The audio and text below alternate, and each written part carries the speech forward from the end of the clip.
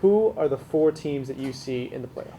Number one and two honestly might not change. I got Alabama, Clemson 1 and 2, but I have Alabama number 1, and the reason why is a Nick Saban team with a chip on their shoulder is one of the scariest teams. They're returning a ton of guys. They got Tua Tagovailoa coming back. Jerry Jeudy is an outstanding wide receiver. They got a good defensive group. Alabama number 1, but Clemson number 2 looks good. They beat Georgia Tech big last night.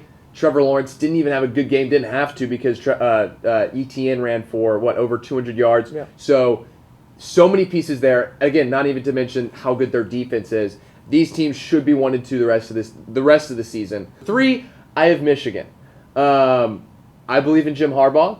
I also kind of feel like Michigan is the Texas of the Big Ten, and so I'm always kind of like, I'm just wanting them to push through. I want them to beat Ohio State. I'm tired of Ohio State winning.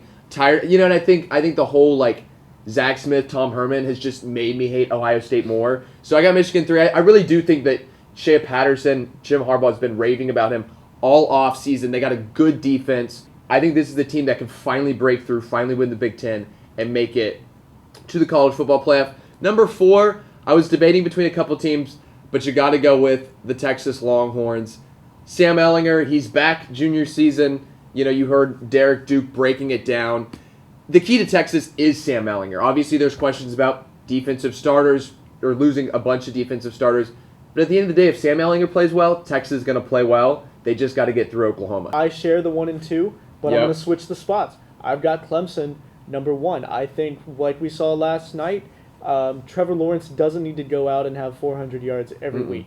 Travis Etienne, what's so scary is the fact that he ran for over 200 yards on 12 carries. I think Clemson is without a doubt the best team in college football, and I'm accounting for the fact that the ACC is the weakest Power 5 conference besides the Pac-12. Besides the Pac-12. Besides the Pac-12, obviously. And then Alabama, I obviously have to put second. Enough said about Alabama. Ohio State, I actually have in as number 3. So you said you're hoping this is the year Michigan gets through Ohio State. I don't think so. Justin Fields, I think he's going to benefit tremendously. He has a couple great options. J.K. Dobbins, I think he's going to run for 1,000 yards for his 3rd straight year. And he has K.J. Hill, who's going to have a crazy year at wide receiver.